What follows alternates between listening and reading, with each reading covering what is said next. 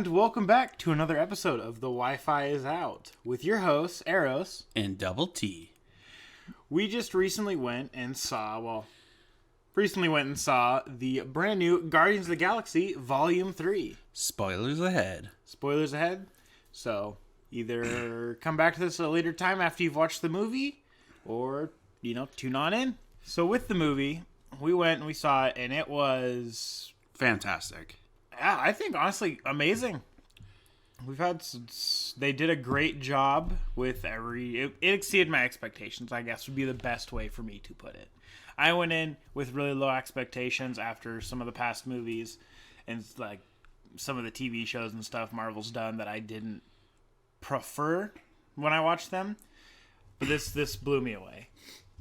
Yeah, same. Like, there's been controversies with almost every single show and TV movie that's came out lately, but I don't think anybody can really fight this one that much. There is a couple points that I felt could have had improvement that we can talk about as we kind of go through, because we're going to be, kind of doing the same thing we have done, but we kind of go bit by bit of the movie, kind of give our takes on it, and such. I think everything can improve. Everything can improve, but I think there was only a couple spots that needed to improve, in my personal opinion. Not like from an overarching, like, everyone's perspective. I'm just looking at like a general, average viewer watch the movie. It was fantastic, absolutely entertaining, action-packed, hilarious. Like, it was everything I expected Guardians of the Galaxy movie to be. But there were definitely a couple parts that I personally, upon watching it, were like, that could have been done a little better, in my personal opinion. So this movie starts, okay, and we have all of the Guardians, and it brings them back. I don't remember how it starts. I'm having a brain fog. It starts on nowhere. You never watched the Christmas special, did you? No, I did not watch the Christmas special. It showed us that the Guardians took over nowhere, and that's their base of operations now. Oh, that's right. So yeah, we load in, you have the Guardian. Well, if we don't load in, geez, that's not video game talk. So the movie starts, introduces us back to, all of our Guardians that we know and we love, and kind of what they're doing right now, where they're building, kind of their city in a way, where it was kind of like their civilization that they were building with everyone else, trying to get things back to normal.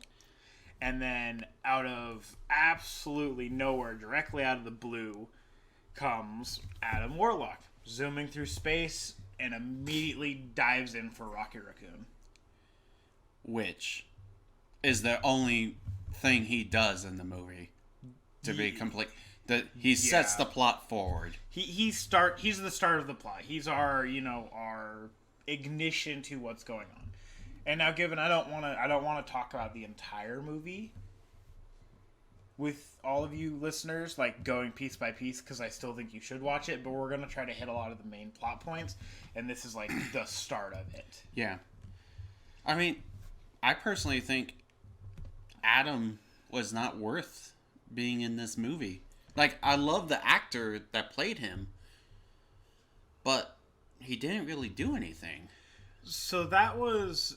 throughout this whole movie, that was a big portion that I think they needed to work on, given I can understand from their point of view that they're introducing a brand new character that not a lot of the general population's probably going to know about unless they've read a lot of comics or watched all the shows and such that have had him in them. But I feel like they were, with the villain being who it was, which we'll explain later, and the fact that he was part of a civilization that was built by this evil villain, it was the only way they could have introduced him was through this movie, when they were going with this plot line. I guess. But unfortunately, with who he is, even given he's was apparently pulled out of his pod early, so he's still a child compared to the other members of his race and stuff. He doesn't have the experience, but they showed off almost none of his powers. The only thing I will say about the comics... yeah. He is strong enough to wield the Infinity Gauntlet with all 6 stones in it. I mean, so is Thanos. Thanos got burned. Oh, he can do it without taking damage. I'm pretty sure. I mean, that would be acceptable, but They introduced this character. I was pretty excited. He seemed cool. He was the start of the movie, and he proceeded to do basically nothing the whole time. The only memorable portion of him being in the movie was the very end, and he still basically didn't do anything. Cool character design. I think they need to improve on that and give him something to do. Yeah, we'll probably see it in the next movie. But because of him, we went to the next planet that I just did not feel comfortable at all. I'm not a big fan of seeing people's wounds or seeing like blood. It doesn't make me queasy. I don't faint. I just don't like the sight of it. And so we go to this. The movie takes us to this planet that is just, it is made of biomass. So just like skin and other assorted mass, and I was grossed out the whole Their time. control panels, your hand has to go in it in like a goop. It looked like just a warning for a little bit. You guys might want to jump ahead just a tiny bit. It's gonna get decently graphic in explanation, but what it seemed to be was like just this bubble of mucus that you just put your hand into and turn, and there was just mucus over like portions of the ship that like Drax got knocked into. And maybe it wasn't exactly mucus, but it was some sort of fluid that I was like, this is not okay. The guard's armor. Yeah, the guard's armor was like flesh. Flesh, and their control panels were like scabs. Their camera systems were just eyeballs. And then when they had to infiltrate the ship, they like cut a chunk of the ship and pulled it out, and it was just a chunk of flesh that they let drift away. And it was disturbing. It was cool to see like what extents they were willing to go to try to be realistic to like the comics and stuff. They should have just vented. Oh man, we got a special Easter egg in that movie that apparently was unintentional, and I don't necessarily. If you guys can't get it from his quip there, I don't want to spoil it because it was pretty entertaining.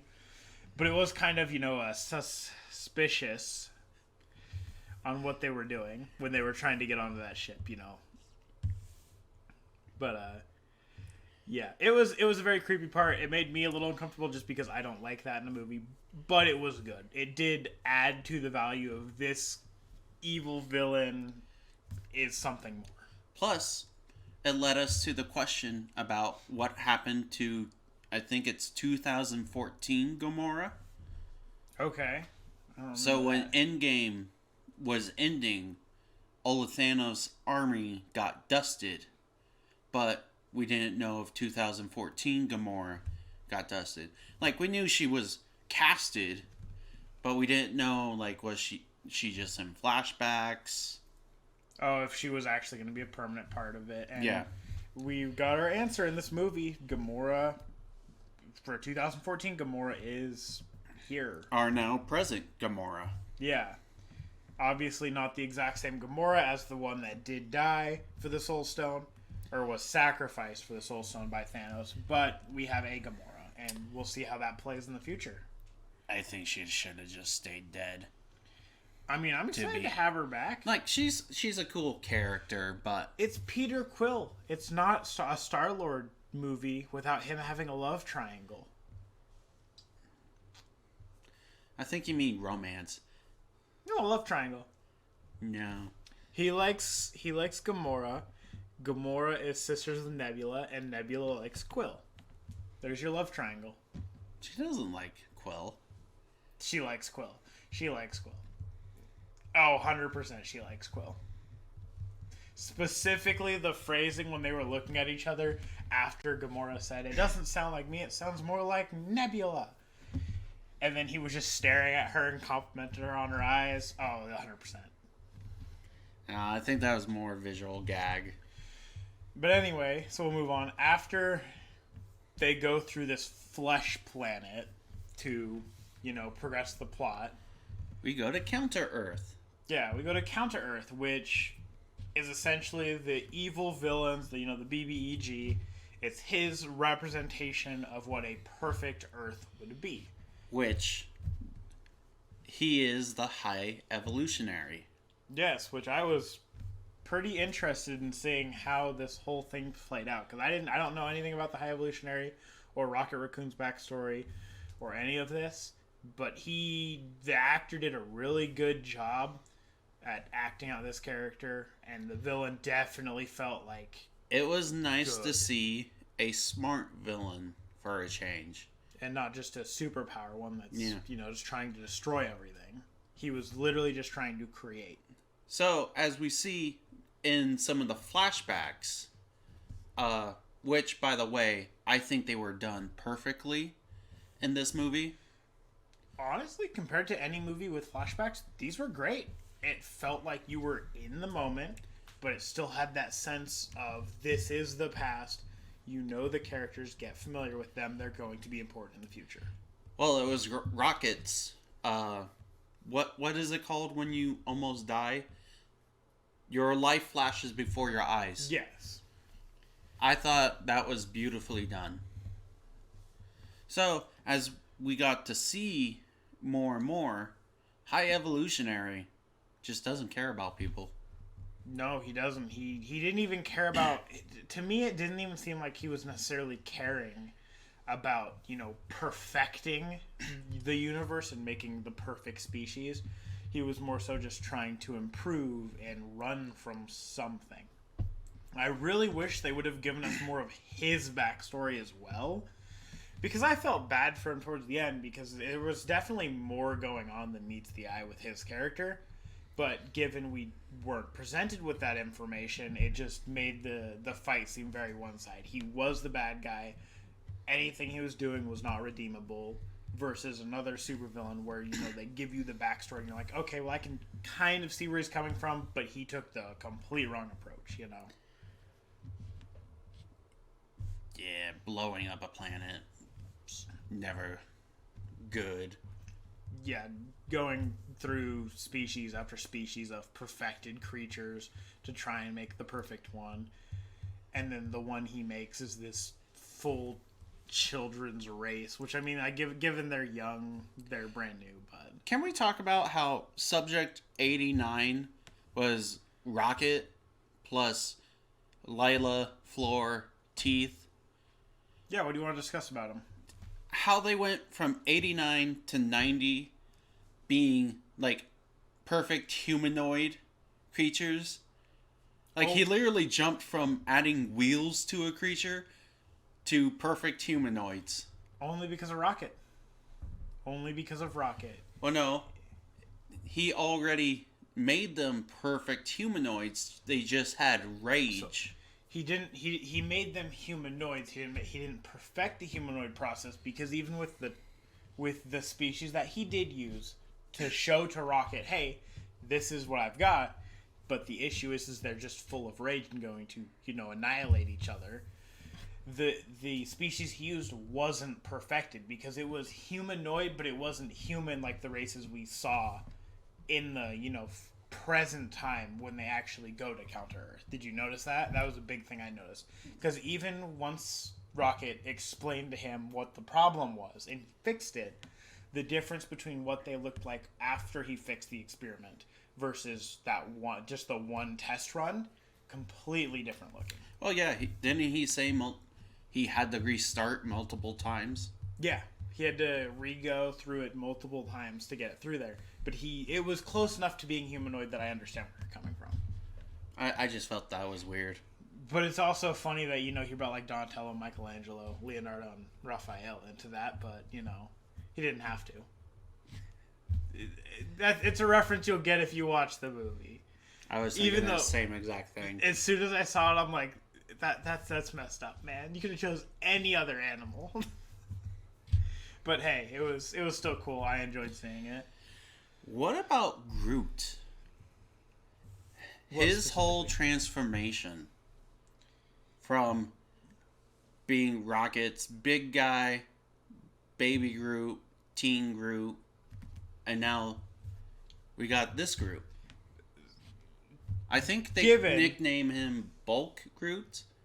I was going to say, given the original Groot that was sacrificed for this new Groot, it's not the same Groot. It's not the same. It's not the same, but I get where you're coming from. It's basically his son.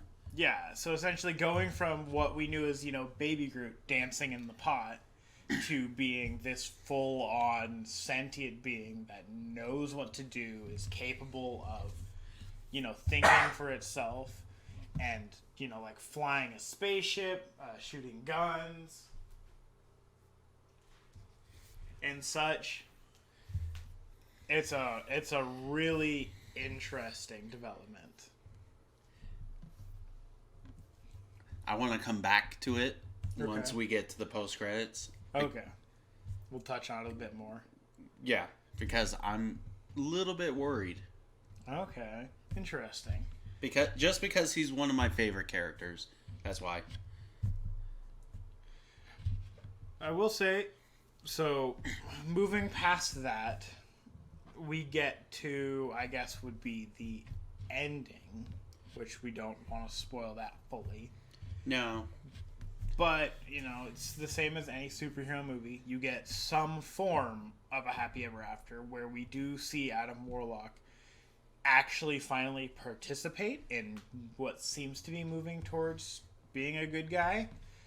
I'm not going to tell you exactly what he did, but we still, throughout this entire movie, to kind of jump back to that, didn't see any of his superhuman powers aside from flight and strength and laser fists and like laser fist strength, whatever that would be. Like, we didn't see anything else. He didn't really do a whole lot. And I mean, he had like super speed, but I don't know if that's like part of his flying, because he was just like really fast at flying, and he can breathe in space. That's really it. Did you feel satisfaction when we finally got Rocket Raccoon said in the movie theater? Oh, when he finally came to terms and accepted that he's a raccoon? Yeah. 100,000%. That was the single best line of that whole movie, was him finally accepting, this is who I am, and I'm going to do better. Because, I mean, in the past movies, you've even, I'm sure people have noticed it, he's been very, resentful towards being called a raccoon, very unhappy, Yeah. And now he's finally at the end of Volume 3, accepts and is like, I'm going to do better. This is me. Yeah, I really loved that part. It was perfect. And then we got, a whole fight scene between all the Guardians and the bad guy. Pretty big spoiler. I can't believe none of them died. Technically, yeah. Technically, 2 of them died. But none of them died. Or technically 3. Technically, you could argue 3 of them died. What's the third? I would argue Groot. Okay, then who's the 1 and 2? Do we want to spoil it on here? Yes, because I'm confused. There's only been 2 Guardians who've died. No, so technically 3 Guardians died in this movie. In this movie alone. So technically, for a period of time, Rocket did die. And then also for a period of time, technically Peter Quill did die. No. I mean, I'm not counting you can that. agree to disagree, but technically they did die. I'm not counting those. That's totally fine. You don't have to count them, but they did. No. And the only reason I argue that technically Groot died was specifically because his entire body was blown up aside from his head. So if it was any other species, it would have been dead, except for the fact that he's a plant. No, it was... Now to think about it, it's just been Groot, Gamora for the Soul Stone, and at most, I think Yondu was a last-minute Guardian. Yeah, then he died. And then Rocket and Quill. No. He doesn't like that. He understands I'm technically correct. No, I'm talking about real death. Yeah, they died. But anyway, But Drax and Gamora, their actors, do not want to come back. Why so? Have they said? I think it's just the makeup. I mean, honestly, that's a lot of time they have to spend getting that makeup applied. Dave Batista did say it was because of the makeup, and he wants to be done playing Drax. It seems like he's going for more smarter roles lately. Okay, more intelligence-based. I think her name is Zoe. The actress for Gamora? Yeah. She didn't really give a reason why. She was just done. I guess she doesn't like being in the top blockbuster movies anymore. Even though this one's on its way to be the third. To be fair, we got a huge, character growth for Drax towards the end of this movie. And the amount of time that Batista and the actress for Gamora have to spend just to get the makeup applied, and that's not even doing the actual scenes. It's a large amount of time, and it is a very uncomfortable process. Oh, I bet. So I don't blame them at all if they want to step away. And honestly, I think we got great endings to both of their characters for now. I still want a little more to Drax because he was left on kind of like a cliffhanger portion of his character growth. But I wouldn't fault them if he just kind of stepped away. I think at most they're probably done for a couple years. Probably. When Kang Dynasty comes around, they'll probably come back to be just for the big fights and stuff to give the ending to their characters probably and then move on. But we got a brand new Guardians of the Galaxy team. So we have that to look forward to and see what they're going to do. So now we can talk about King Groot. Yes. I knew you wanted to wrap around back to this. That seems to be the design choice that they're going for Groot. So why King Groot, though? I gotta ask that right off the bat. So, I only know the name. I think in the comics, that's when Groot goes back to a world and helps create his species So it again. helps repopulate his species, essentially. Okay. So, his character arc is almost done. Interesting. So, that's why I'm worried, because he is one of my favorites. And you're thinking he's going to be Gonzo from the Guardians pretty soon. Yeah. I mean, he'll still definitely show up for more movies, I'm sure, as we near, their big, bad, evil overall plotline. But I could definitely see that. But Kraglin, Adam, Cosmo, good additions. Yeah. And all led by Rocket Raccoon. Yeah. He's going to be a good leader. Another character I want to talk about is the girl with the white hair. Oh, yeah. One of the new life forms that was created. She might be a brand new character, just taking the name from somebody in the comics. Okay. Because in the comics, Vex Vala, I think her name is a Captain Marvel clone. So she's supposed to have Captain Marvel powers. I mean, to be fair, in that ending cutscene, she kind of did.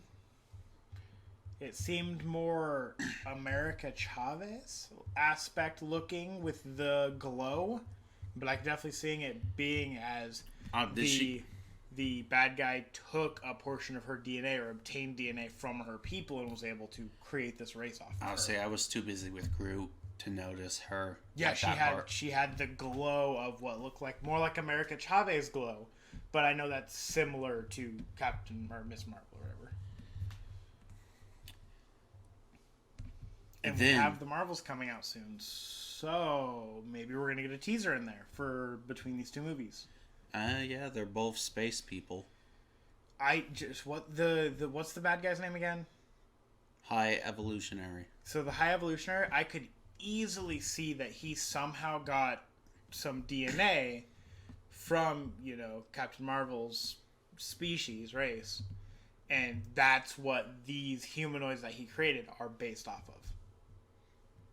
I mean, yeah, it's not far-fetched. Yeah. Just as a theory.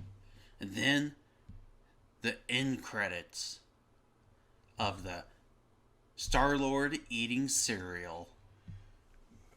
I mean, it wasn't any, Skittles advertisement, but I'm sure Captain Crunch or whatever he was eating got a kick out of it. Just stay till the end of the movie. Stay till the absolute end. It's artwork, I guess. It left me speechless, to say the least. You just hate it because I make you wait. It left me speechless, to say the least, and I will repeat that.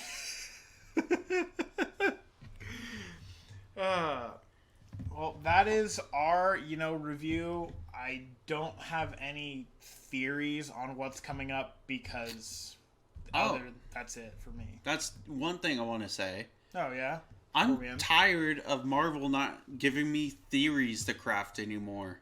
They're really not. They're leaving a lot of these movies and shows just open.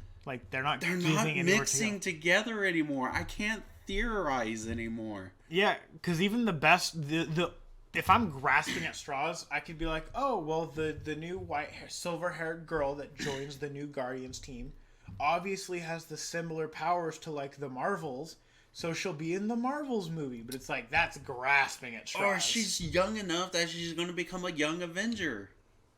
It's that's all I got. That's all I got. It. But even if she became a young Avenger, you could technically argue that Adam Warlock is young enough to be a young Avenger.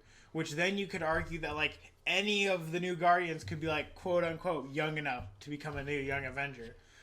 And it's it's so vague. They're not giving us anything that I can see aside from literally something in the future is going to have to do with DNA changing in some way. Yeah, but well, with that, I guess we'll see you guys, or you guys will listen to us on the next episode. We appreciate it. Bye. Hey guys, Double T and Eros over here again with a little bit of new... From the future. From the future. With a little bit extra info for this episode we just recently, found out about, so that's why this episode's a little later than usual. A theory has come out in the community, which I thought was a really good idea. What's the theory? Star-Lord is on Earth, and most of the time, Nova is on Earth. Who's Nova? Nova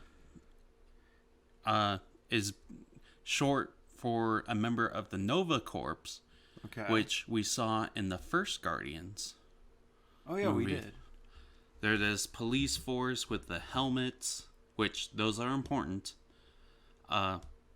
But in Infinity War, we learned that Thanos destroyed Xandar with the Nova Corps to get to the Infinity Stone, the power one.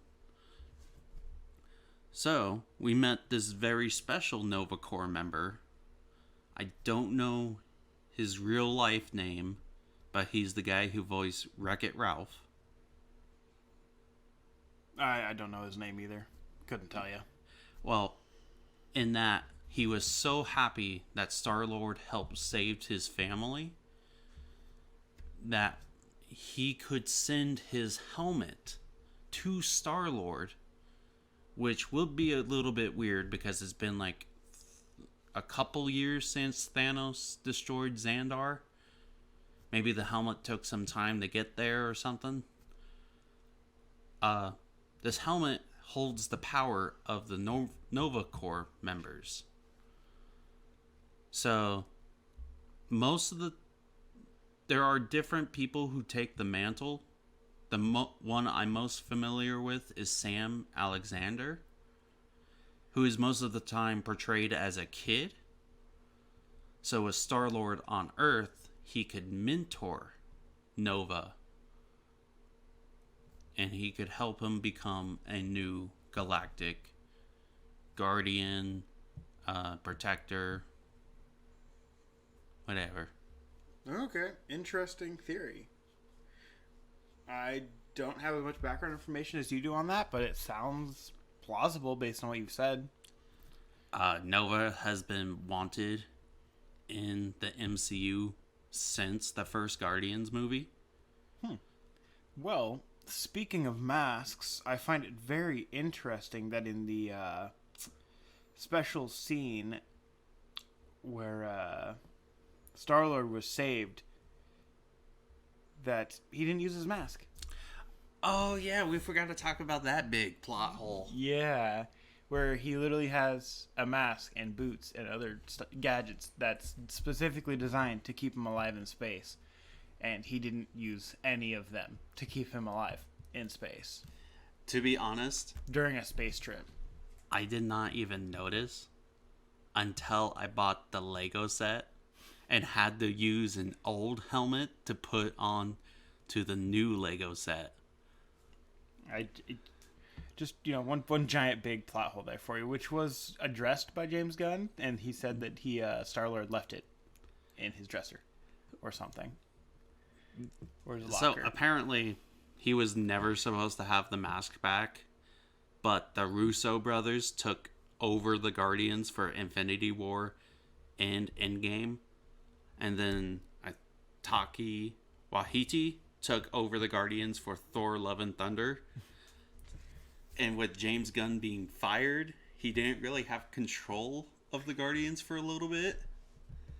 So they just went, oh yeah, he has a new helmet because his old helmet broke in Guardians 2. But I feel like just saying Star-Lord would get that fixed. Just saying. He would have gotten that fixed. It's just really weird not to take your space helmet on a space adventure where you go out in space. Or, your space boots out in space on a space adventure so you could get to oxygen faster and not die. And instead he was like, I'm going to use this pipe to like, has like some air in it or something to blow me like 15 to 20 feet. I mean, that was smart. It's just with the addition of his space boot rockets. I can accept that he doesn't have the mask if that's what James Gunn wants, but I cannot accept that he doesn't have the boots. Because those didn't get destroyed. He apparently said Rocket made them better rocket boosts, which he wasn't wearing either. So, that's what we've got. And now that I think about it, he did jump out a window, like, in high altitude, which the rockets and space helmet could have helped with. Yeah. But why do that when you could just have him do some epic crash landing scene? Like, I can respect his vision, but when I look at it, it's like, I don't know if that's smart or stupid or a mix of the two. Well, that was the bonus information and theories and stuff like that we had that we really wanted to get into this episode. That's why it's a little bit late. Sorry. That's why it's a little late. We're sorry, guys. We'll try to be better. Okay, bye.